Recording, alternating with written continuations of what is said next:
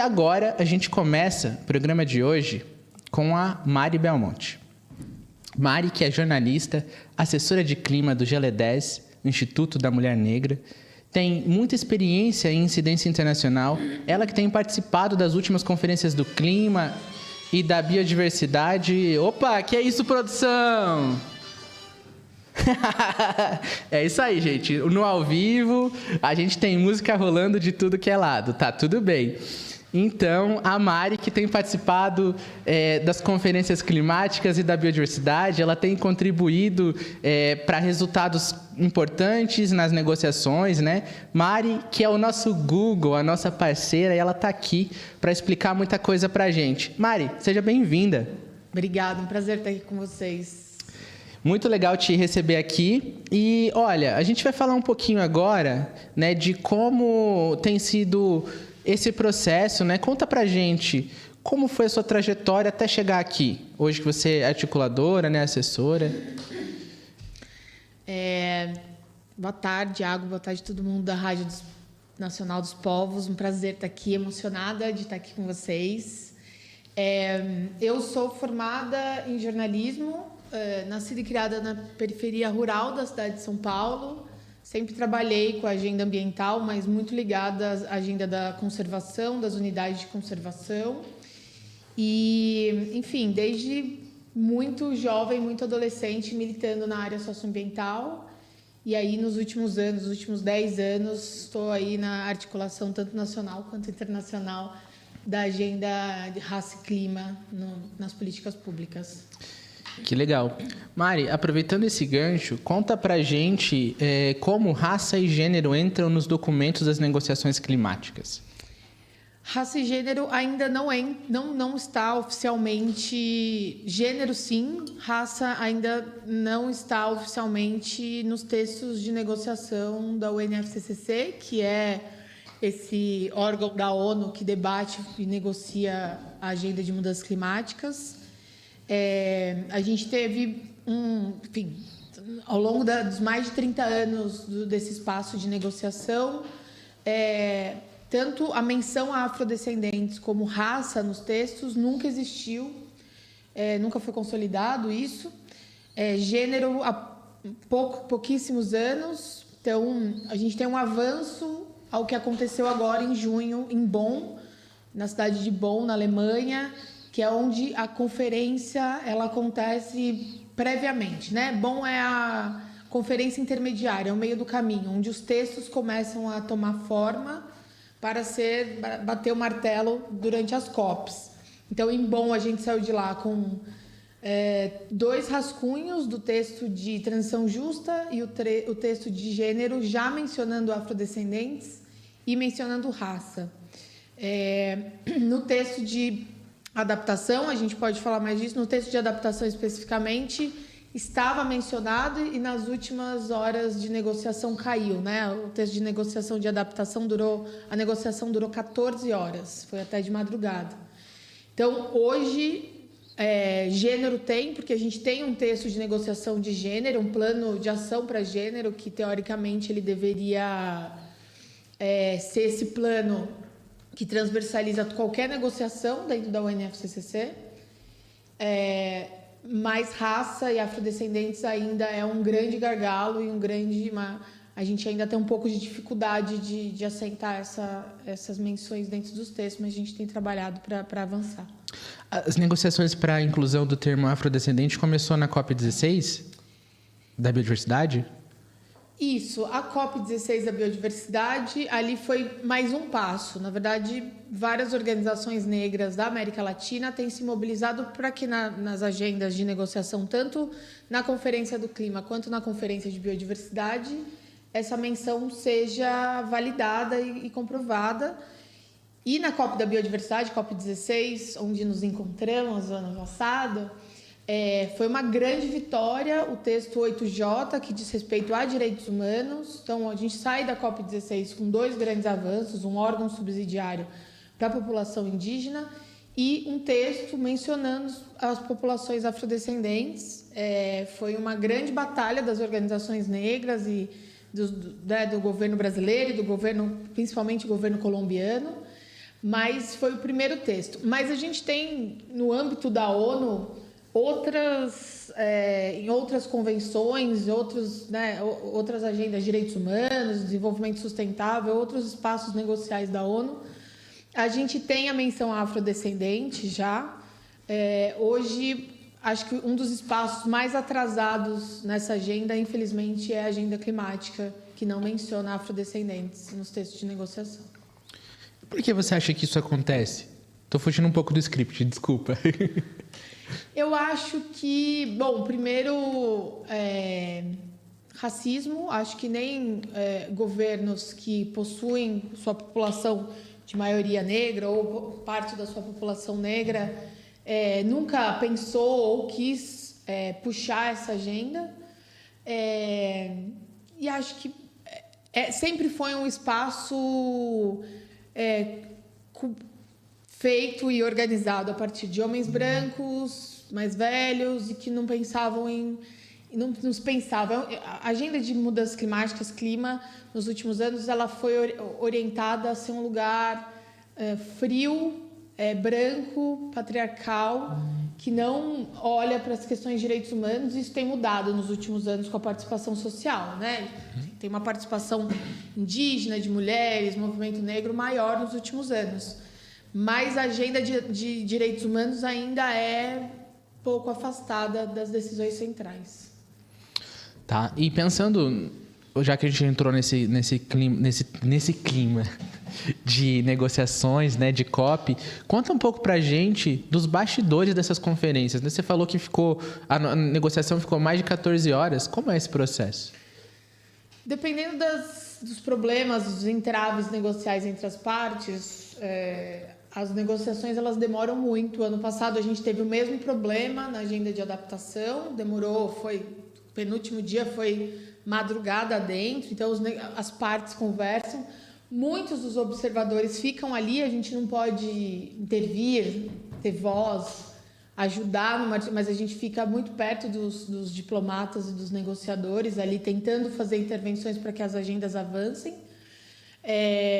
E o bastidor disso, que eu acho que pouca gente conhece uma conferência do clima ou tem ideia, são salas de negociação, então a gente fica ali como observador tentando fazer com que a nossa agenda e a nossa pauta avance e tentando um pouco sensibilizar esses negociadores. Não só a gente tem trabalhado não só com os negociadores do Brasil, os negociadores brasileiros, a diplomacia brasileira, mas também com a diplomacia de outros países, quando os entraves são colocados. Quando a gente percebe que nas salas de negociação, entraves são colocados nas negociações e que assuntos não avançam, a gente começa, então, um trabalho também de sociedade civil, assim como a gente faz aqui no Brasil com o Congresso Nacional e com as agendas políticas nacionais. A gente começa a pressionar para que a agenda ande. Certo. E o que você acha que poderia ser feito diferente, né, para que tivesse mais inclusão dos povos indígenas, afrodescendentes nesse processo? Olha, eu acho que o processo de participação social, no geral, no que a gente entende de participação social, ele precisa ser de verdade. Não adianta a gente dizer que tem participação e abertura para articulação, participação social, se as pessoas falam e não são ouvidas. E se dentro dos textos não transparece o que essas articulações, movimentos e afins estão pressionando, né? Muitas vezes a gente vê que a força das grandes empresas e corporações petroleiras tem mais força na negociação do que a sociedade civil organizada que acompanha as conferências.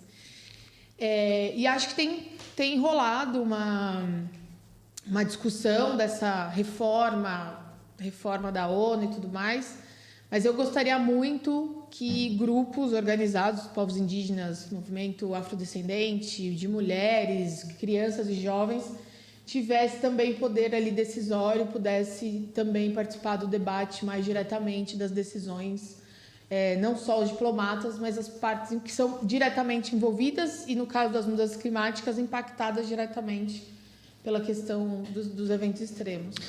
Eu acompanhei uma COP do clima e uma COP de biodiversidade. Biodiversidade é muito mais legal. Eu também achei. Mas eu tive a impressão assim que às vezes se gasta muita energia e muito recurso para estar nesses eventos, mas não se tem uma movimentação e uma ação efetiva assim para ter realmente a mitigação, né, dessas mudanças, da preservação da biodiversidade.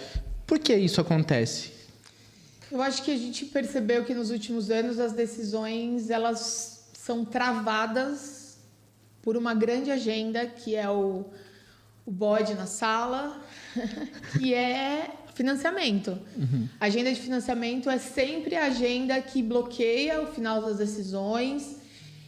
Os países que mais poluem, mais trazem problema para a natureza, para o meio ambiente, para o planeta, não querem colocar o dinheiro na mesa, não se comprometem, muitas vezes não aparecem nas conferências, como a gente vai perceber esse ano na COP30, os Estados Unidos não vai aparecer na conferência, e é o que mais polui no mundo.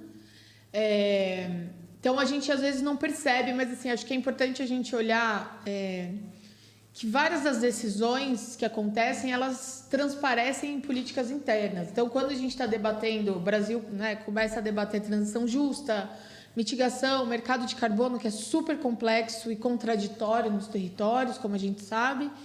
Isso tudo vem de decisões e conversas internacionais nesse espaço de decisão. Certo. Mari, a gente está aí praticamente às vésperas da COP30, né? E eu já ouvi alguém falando por aí que é a COP da destruição. O que a gente deve esperar? O que a gente pode esperar dessa COP?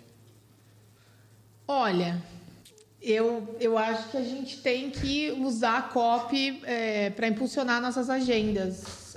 Eu espero que as agendas principais de negociação elas avancem, então a gente saia com indicadores de adaptação, né, o GGA, né, os Objetivos Globais de Adaptação, que é um dos textos de negociação avançado, colocando ali indicadores de financiamento, né, que os países se comprometam também com financiamento para adaptação, mas também que a gente saia dali com indicadores de raça, porque a gente sabe que o que tem acontecido nos territórios negros, indígenas, com as mulheres, com todas as populações vulnerabilizadas, a gente precisa adaptar os nossos territórios, e é urgente. Antes, a adaptação era o patinho feio das negociações, e hoje a gente tem aí uma corrida contra o tempo para adaptar aos nossos países. Mas também a gente avançar no texto de transição justa, a gente saiu de bom com um texto muito bom, sem trocadilho, perdão, é possível. A gente sai de bom com um texto de transição justa muito importante, apontando para os direitos humanos, então tem menção ali a afrodescendentes, a desempregados, autônomos, menção a trabalhadores, tem vários pontos desse texto que são avanços e que ele precisa ser melhorado na COP30 para bater o martelo ano que vem, porque ele é um texto que finaliza o ano que vem. E a gente precisa sair com esse plano de ação de gênero também, evidenciando a necessidade de proteção de mulheres negras, mulheres indígenas, as mulheres nos territórios que seguram a bronca nos eventos climáticos. Então, eu espero que esses avanços da negociação a gente consiga avançar com isso, com essa agenda, e que, de verdade, o Brasil tenha um caminho aí para a presidência da COP, a presidência brasileira da COP tenha um caminho para entregar recurso e que o dinheiro chegue na mesa logo. Massa. Mari, que legal que você falou das mulheres, porque chegou uma pergunta aqui de uma ouvinte, a professora Mônica Nogueira está ouvindo a gente. Beijo, professora, Mônica. Um abraço, um beijo para a senhora. E ela perguntou o seguinte: como quem não estará em Belém pode contribuir, repercutindo as posições do movimento negro e de mulheres no período da COP30? Eu acho que repercutindo as posições, os pedidos, pressionando de longe, acho que usando as redes sociais, falando isso para os alunos, tentando trazer que essas agendas, os textos de negociação, eles precisam cada vez mais fazer sentido para o dia a dia da população normal que anda nas ruas e que está sofrendo os eventos climáticos. Acho que precisa divulgar, a população precisa entender mais o que esses textos de negociação causam diretamente na sua vida, impacta diretamente na sua vida. Então, acho que divulgar o trabalho da Cúpula dos Povos, que vai estar com uma série de atividades por lá. Povos indígenas vai estar em peso, já estou sabendo que vai ter um mega acampamentozão. Movimento negro, acho que tem toda uma população também do Pará esperando que a COP chegue, apesar de tantos pesares que a gente tem visto nos últimos tempos.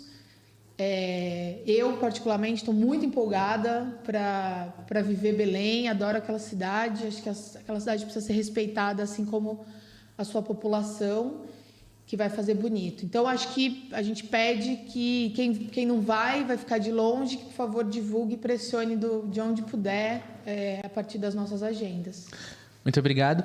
E olha, você que está aí ouvindo a gente, que não vai para Belém, não vai participar da COP30, você pode continuar ouvindo a gente vai estar lá, a gente vai fazer transmissões ao vivo, diretamente de Belém, a gente ainda não sabe exatamente o lugar, mas quando a gente souber, a gente traz aqui para vocês, mas a gente vai estar lá fazendo a cobertura da COP30 e trazendo informações para vocês em tempo real. Mari, aproveitando que a gente ainda está falando da próxima COP, que é a COP30, que vai ser em Belém do Pará, em novembro desse ano, quais as principais pautas para a próxima COP?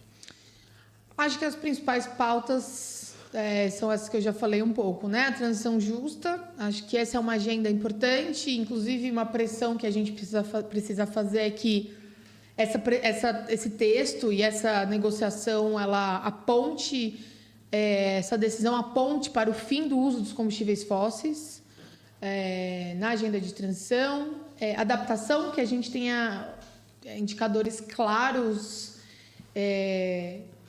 para que os planos nacionais de adaptação eles sejam mais robustos e funcionais nos países. Agenda de gênero, acho que a gente também tem aí outro ponto importante, que é o balanço global do Acordo de Paris, que está sendo também discutido, que é qual vai ser o avanço disso. Depois do Acordo de Paris, o que a gente faz, quais são as ações depois disso, né? O que funcionou e o que não funcionou. E o que não é um texto de negociação, mas vai estar na mesa, vai estar em discussão, é o financiamento, que a gente está esperando aí a presença da COP, o Círculo dos Ministros, apresentarem documentos desse caminho para o financiamento, para o trilhão, para 1,5 trilhão, que é o dinheiro que os países em desenvolvimento pedem para não desaparecerem do mapa, para cuidar das suas populações e para mitigar, para adaptar e para tentar sobreviver. Você me lembrou agora da COP26, se eu não me engano, foi em Glasgow, que foi anunciado o financiamento de 10 bi para justiça climática, essas coisas. Para onde foi esse dinheiro? Não sabemos. Não temos informação. Esse dinheiro possivelmente não foi avançado, não caiu em algum fundo, ou então o país não entregou esse dinheiro, mas isso não foi mais uma discussão, não entrou mais em discussão. Tá. O que aconteceu, por exemplo, em Dubai, para quem foi em Dubai, foi bater o martelo de um fundo de perdas e danos, e o fundo ainda está em discussão. A composição, para onde vai o dinheiro, quem vai dar dinheiro, e o fundo tem acho que 100 milhões, que na verdade não é nada perto do que os países precisam para reconstruir seus territórios. O meu território hoje, por exemplo, ele foi muito desmatado, tem pouca mata nativa ainda, e foi desmatado para plantar soja, né, arrendamento. Isso é muito triste, porque contamina as nossas nascentes. E aí isso me faz pensar um pouco na questão do acordo Mercosul-União Europeia, né, que visa a exportação de grãos para a União Europeia, que é uma coisa que, se for realmente aprovada, eu acho que vai aumentar, estou convicto, vai aumentar significativamente a quantidade de desmatamento para a produção de commodities, né? E como a gente, enquanto indígenas, enquanto quilombolas, pode atuar, né, além do que a gente já tem feito, né? Por exemplo, em maio, a PIB esteve na Bélgica, visitando alguns parlamentares do Parlamento Europeu para fazer essa incidência. Mas, para além disso, o que a gente pode fazer para mitigar essas coisas que vão continuar afetando os nossos territórios, né, as nossas comunidades? Eu acho que vocês já fazem um monte de coisa importante. Pressionar os nossos governantes. Se elegerem, por favor, que a gente tenha mais parlamentares e gestores e prefeitos, governadores indígenas, indígenas quilombolas, comunidades tradicionais, que a gente tenha mais figuras assim na gestão do país.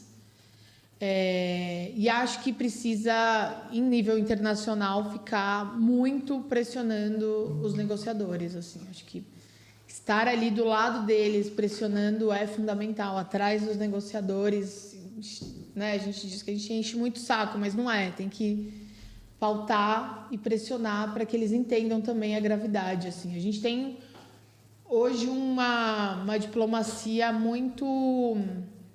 O formato da nossa diplomacia é muito colonial, o formato do que é o Itamaraty brasileiro, né? Então, eles também precisam entender a conformidade e a situação do país internamente nos territórios para defender qualquer tipo de coisa lá fora. Então, pressionar essa galera é importante. Massa. Mari, conta pra gente uma vitória, uma conquista importante do movimento negro nesse contexto climático. Eu acho que nos últimos anos considero uma vitória que a agenda racial afrodescendente, questões raciais estarem permeando a discussão interna dentro de um espaço da ONU muito embranquecido como é o NFCCC, já é importante, já é uma mega vitória que esse tema ele paira no ar nas conferências já, com a pressão. Acho que nos últimos anos mais organizações negras, o movimento negro tem estado cada vez mais nesse espaço, pressionando.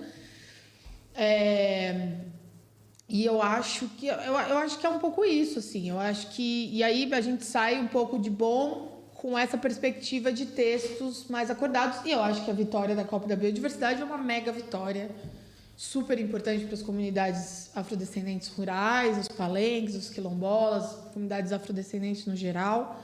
É um super avanço, com uma super dificuldade, e as organizações e os movimentos conseguiram essa vitória. Legal. Mari, a minha última pergunta, prometo. A gente fugiu um pouquinho do script, mas tudo bem. Ótimo. É muito legal falar contigo. Eu passaria o restante do tempo só falando de clima contigo, porque, como diz, você é o nosso Google climático.